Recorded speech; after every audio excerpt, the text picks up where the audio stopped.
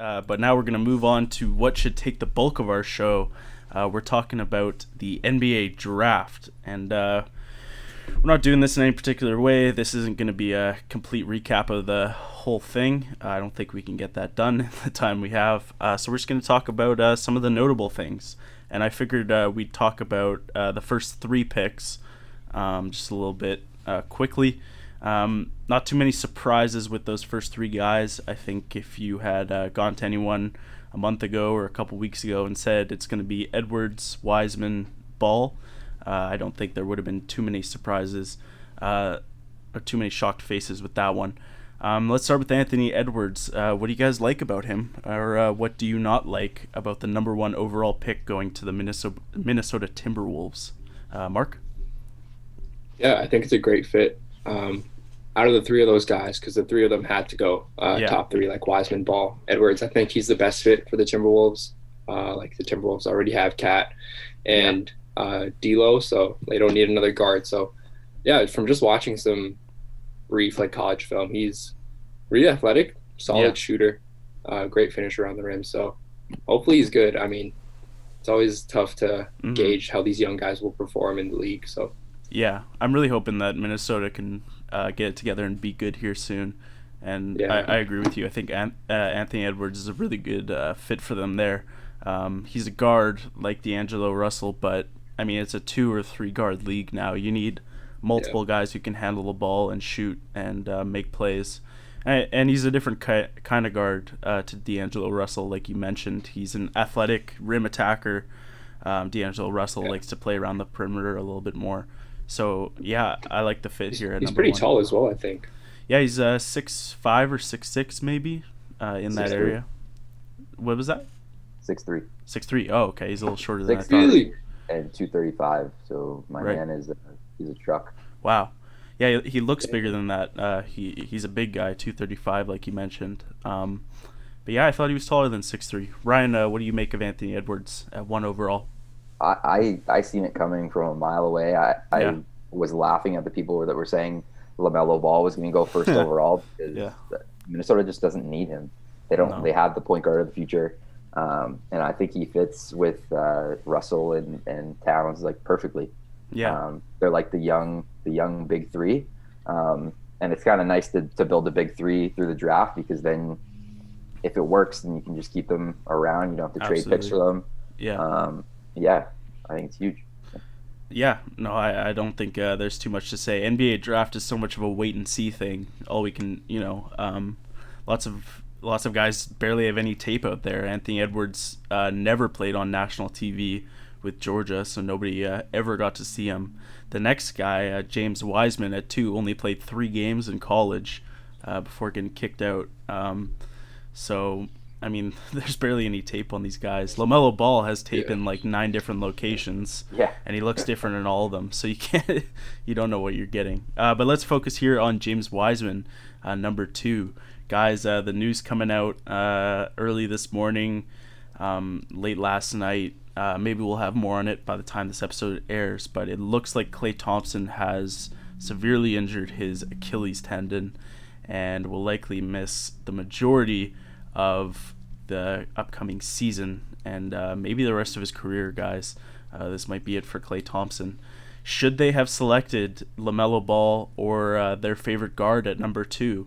Or do you like the idea of sticking with James Wiseman and then you get a guy, Nico Mannion, in the second round? Mark, what do you think of the move here? Yeah, I think it was the smart pick. I mean, just the way that Wiseman plays, like he runs up and down the floor.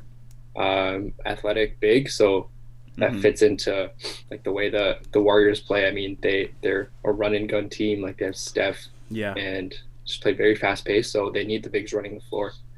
I don't think it would have been a good idea to get a guard in the draft. I feel like they can get a more experienced guard if they do need one through the league. So yeah, definitely a good pick for them. Yeah, Ryan. I think James Wiseman was the perfect pick. He's a massive dude. He's 7'1" with a 7'4" wingspan. Huge guy. And I think it's about time that Golden State kind of prioritized like their centers. Kind of went like they have enough shooters, they have enough of the talent. I mean, just focus on the position that you've been lacking on. So I think it was a good pick. I don't see how Ball would fit into that system. No, I don't see it either. LaMelo Ball is going to be such a high volume ball handler. Yeah, and I agree with you guys. I think NBA draft is such a crapshoot that you always have to go best player available.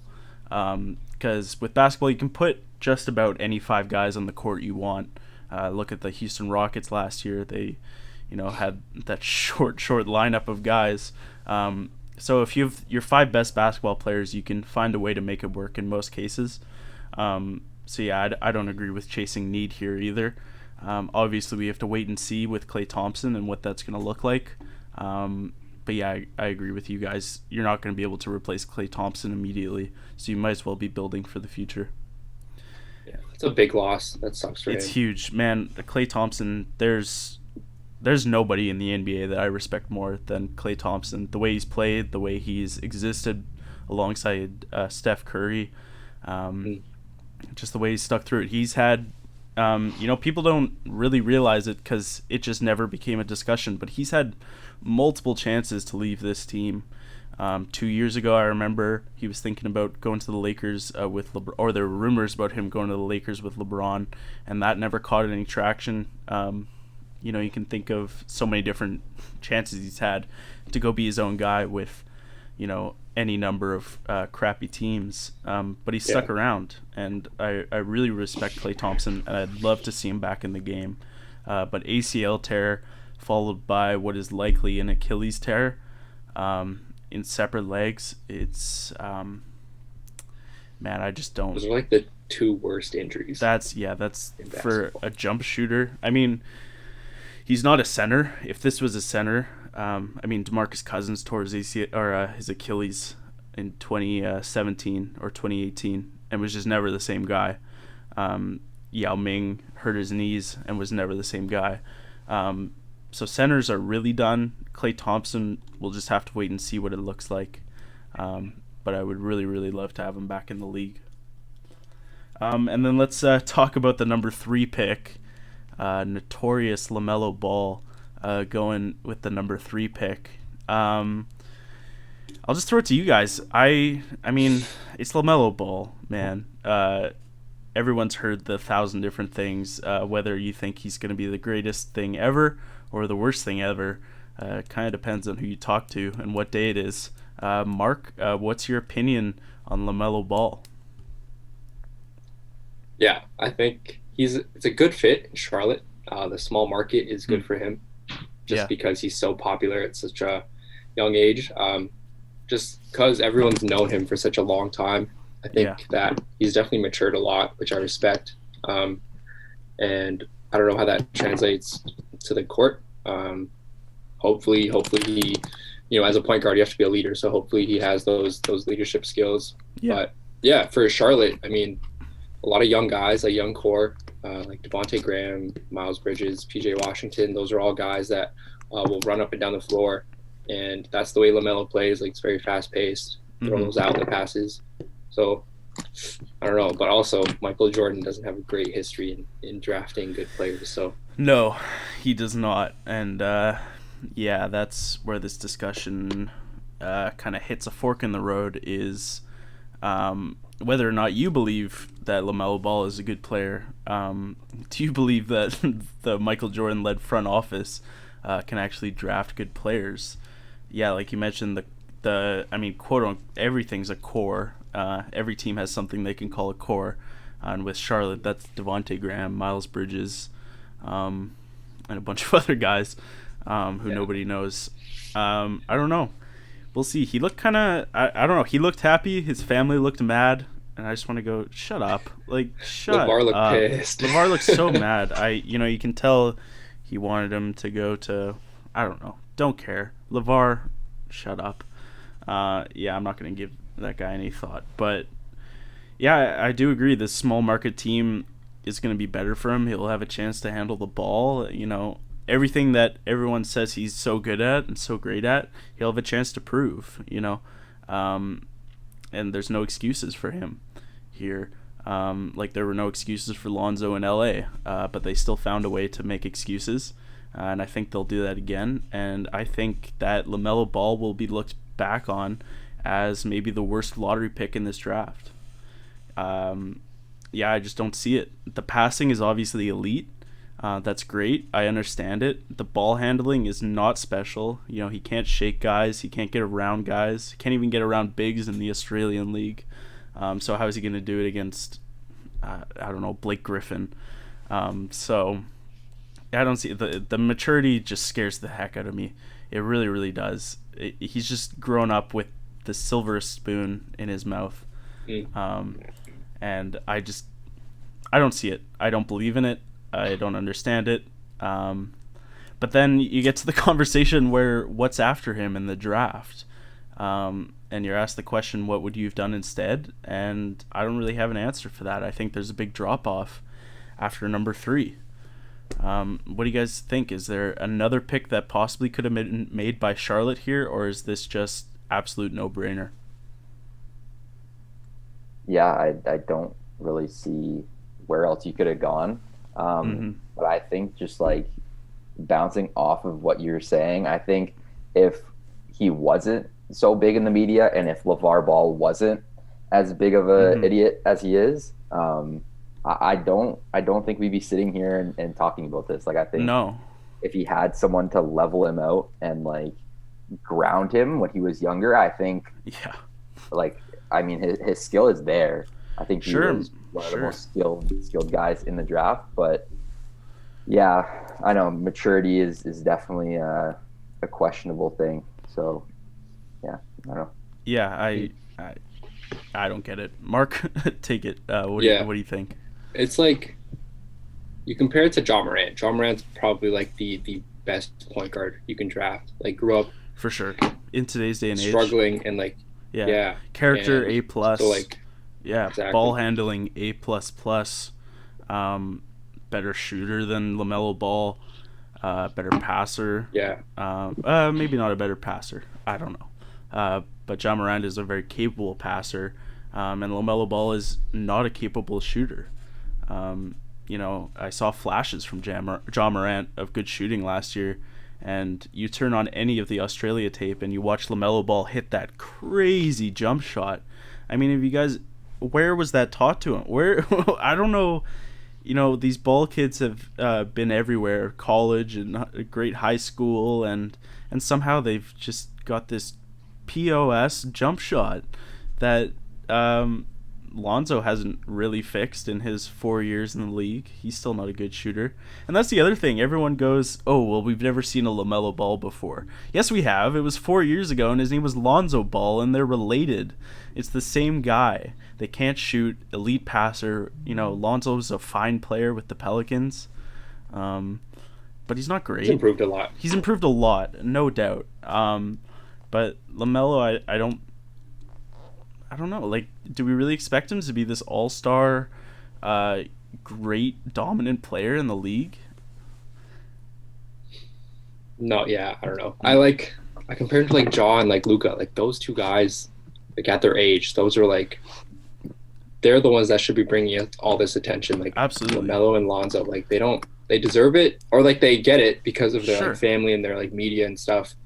But like just based off play and their basketball, it's like you really don't deserve this much attention, and you're really not like that good. Like Luka and John Morant are that good. Like they can lead a team to the playoffs in their first 2 years. Yeah, it's a great point to make. Like if LaMelo comes out in last year's draft, if he's a year older, he's not going ahead of Zion. He's not going ahead of John Morant. He's not going to get ahead of RJ Barrett. Maybe he goes 4th in that draft, but again, that's just because of a big drop off of talent and potential. So I don't know. I just don't see the LaMelo Ball thing really working out in Charlotte. There's no veteran there to help him mature. Yeah, that's true. That's true. Michael Jordan, but yeah, Michael Jordan, but he was never Captain Maturity. Get him into gambling. yeah, right. Literally. Yeah, he's gonna take him to the casino. Yeah, that's the only reason I like the Golden State idea, was you get him in there with Steph and Clay and maybe shape his butt up and keep LeVar out of the building. But yeah, it's a wait and see thing. I could be proven very wrong, and I'd be happy to be proven wrong. I'd love it if he was the great flashy superstar. Hey, you got some strong opinions of the Ball family, eh? Duncan hates them. I'm just so confused by this, like, oh, what's LaMelo gonna be? We've never seen this before, and it's like, yeah, we have, and we've been through this before, and I'm just so shocked that nobody learned anything.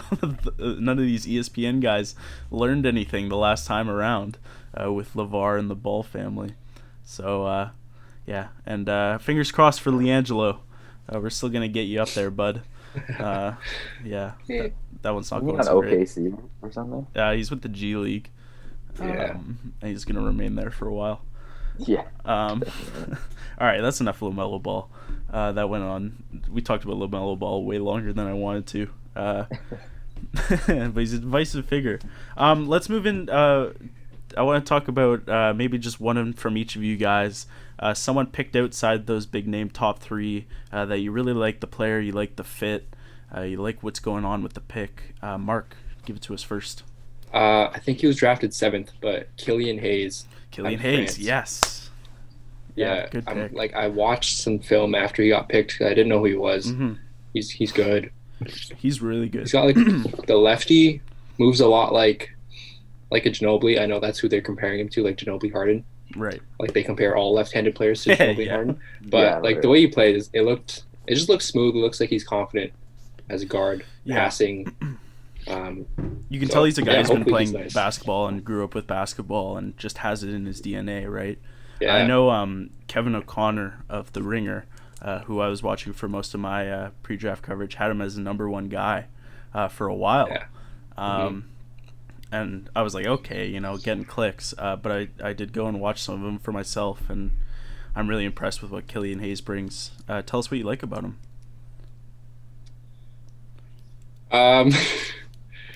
Yeah, I was watching his pick and roll play, which I know is big in the NBA. Just his decision making and his ability to shoot if needed, and his ability to pass, like throw those lobs that like Harden does a lot just at the rim. Yeah. Or to pass it to the corner three. I think those are simple plays, but they're hard to read, especially at a young age. And he just looked like he was doing it easily, and he was playing in like the European. I don't know where he was playing. He was playing in the German league. German league, yeah, that's right. Yeah, and like there's something about like these young kids playing against grown men that like should attract. It helps. Yeah, man, I think all these guys should start going over to Europe because it just seems like everyone comes out of there with a way better basketball IQ, way better physical traits, and they just like you said, they match up with grown men. Now, what are your concerns with Killian Hayes? I know for me, I kind of flagged that jump shot, maybe not A+. Yeah, it's just it's okay right now with the jump shot. But again, you can't say it enough times. These guys are like 18 and 19 years old. They are not even close to fully like physically developed or anything. I mean, Killian Hayes looks like he's 12. So looks young. Yeah, he looks young. So I doubt he plays this year. They'll probably just put him in the gym and let him work on his jump shot. What team did he go to? Detroit. Okay. Yeah. Okay. Detroit with the 7th overall pick, I believe. Detroit just seems like another one of those graveyards for draft picks. Maybe he's uprise. Yeah, I don't know. We'll see with Detroit and Charlotte and teams like that. But good for Killian Hayes. I was surprised he did end up going that high, but happy for him. All right, that was Mark taking Killian Hayes as his notable draft pick. Ryan, we're going to go over to you. What were you surprised by? Yeah, so a guy that dropped tremendously in the draft for me was RJ Hampton. Mm-hmm. That guy, I remember last year, I think it was, or whenever the LaMelo Ball, RJ Hampton debate was huge. Yeah. They were said to go 1 and 2. And yeah, he had a tough time in the NBL, just looking it up. And then he sustained a hip injury. Right. But, I mean, yeah, like to go from, you're expected to go like either first or second and then drop all the way down to 24th. Mm-hmm. And then not only that, so he got drafted by the Bucks, and then he was traded to the Pelicans, and then he was traded to the Nuggets all last night. Oh no, keeps getting So, demoted. Yeah, he's being tossed around. So yeah, Man, yeah. If you'd been on Twitter like this time last year, you could have been convinced that it would have been Hampton, Ball, Wiseman, lock it in as the top 3 picks. And yeah, what do you think happened with him? Just the tough NBL season. LaMelo Ball didn't have the most spectacular season. Guys like, I think his name is Patrick something, the guy from Florida State, came off the bench last year. So guys are willing to look around. Not great production. What do you think happened with RJ Hampton? Yeah, I just think it was a combination of having a tough NBL season. Yeah, he only averaged like 9 points, 4 rebounds, and 2 assists. Mm-hmm. So I mean, there's that, and then I mean, injury. I mean, anytime in a draft you see a player get injured, their stock automatically drops down unless you're like a Connor McDavid or right. a Zion or something like that. So right. Yeah, Mark, what do you think of RJ Hampton? Yeah, I didn't know those were his numbers in the NBL. That's pretty disappointing. Was Yeah, that because of injury, or he was just like... No, that was his. Those are his numbers in 15 games, and then he and then he got the injury. Yeah. I mean, like, yeah, I know I watched a bunch of YouTube videos of him in high school. Yeah, and like he's pretty crazy athletic, and he has potential for sure. But for sure, I think the Nuggets could be a good fit. They have a good history of picking up these like slept on guys, absolutely, like Michael Porter and like Bol. So yeah, hopefully it works out. Yeah, they've shown a good developmental system there in Detroit. Yeah, maybe the Bucks aren't a great place for him because they're trying to win now, and he probably won't get a lot of playing time. But the Nuggets, yeah, I could see them working him in off the bench. Guys like Michael Porter Jr. and Bol, who you mentioned, started seeing a little bit of time last year. So maybe RJ Hampton starts to get that treatment. And Michael Porter Jr. played like really well in the playoffs. Really well. Yeah, they stashed him for quite a while. He was coming off that injury, hip injury or knee injury, something like that. And they stashed him for a while, but he's looking really good. So maybe a similar thing coming for RJ Hampton. My guy that I want to talk about is Precious Achiuwa from Memphis, one of the best name in the draft, and a guy who was a part of that Penny Hardaway Memphis super team, quote unquote, that they were building down there at the University of Memphis that never really ended up happening. James Wiseman leaving after 3 games. Precious Achiuwa was kind of disappointing after that, but he's going to the Heat, which is a great spot for him. They don't really have a need down there at forward, but I think he's a guy that fits right into their culture, fits right into their system, and when you surround him with guys like Bam Adebayo, I'm sure Dwayne Wade still lurks around the building there. Udonis Haslem, I think, is still around there in a wheelchair somewhere. Yeah, he just signed a contract. Oh, right on. Yeah, they're gonna put him in a wheelchair on the bench and let him watch all the games from the sideline. But he's gonna fit right in there. Obviously, a very disappointing season for Memphis and for himself.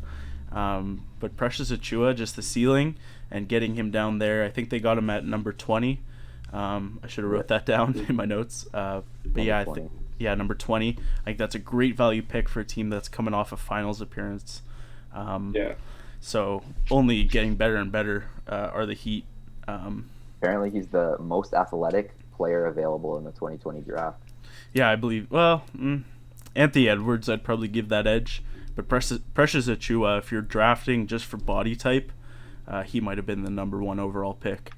I'm really excited about what he can do down there in Miami. They'll probably work him in slowly, just like everyone else in the draft. Precious Achiuwa. Do you guys have anything on that guy? No. I'm gonna look into him though. He sounds pretty good. Yeah, you should check him out. This is another thing. If you'd went on Twitter last time, Precious Achiuwa was one of those guys, guaranteed lottery pick. That the Memphis Penny Hardaway thing just didn't work out as planned. I like his upside a lot. Yeah, AAC Player of the Year honors. Yeah. Anything else? Well, that's the American. Was it? I don't know. It's the American something conference, which has nobody else in it. So I don't think it's that hard to win the AAC. It's not like winning SEC Player of the Year. No disrespect to the AAC, but they don't have Florida and Ohio State or any of those schools. Duke. It's not like that. All right. Anything else you guys want to hit on as far as NBA draft goes? A lot of trades and a lot of emotion. Yeah, I was surprised by the trades. Yeah, I had written down. I thought the trades were going to be kind of next to nothing this year. We saw that in the NFL draft. Guys just kind of got spooked by teams got kind of spooked by the pandemic stuff and the change in format. But I think the NBA's had time to watch the NFL and other leagues do their drafts, and they're probably more prepared for it at this point. But yeah, I was surprised by the amount of trades. Trades make the NBA draft fun. It's kind of boring without them once you get past the first few picks. But yeah, I was surprised. Yeah, like after the 15th pick, like just going through all the trades, it's literally like drafted by, traded by. Yeah. Drafted by, traded by. Yeah, I always wonder what the communication's like with the players. Like if they know right away that they're being traded. We've seen a couple videos where guys are on the stage doing their post-draft interview, and someone walks up, taps them on the shoulder, and hands them a new hat. And they go, "Okay, I guess I'm playing for these guys." So I always wonder how much they get told. Whether a team goes, "Hey, we're going to draft you, but we're it's not us. We're trading you somewhere." Or I don't know. I've always been really drafted curious. by the Lakers, and then you get traded to like I don't know, like Charlotte Hornets. Yeah, you gotta go play with LaMelo Ball. Yeah. NBA draft is always such a crapshoot. I mentioned the Ringer earlier. They've been doing a cool exercise where they've been redrafting all the NBA drafts since 1996 on with Bill Simmons' podcast. Yeah.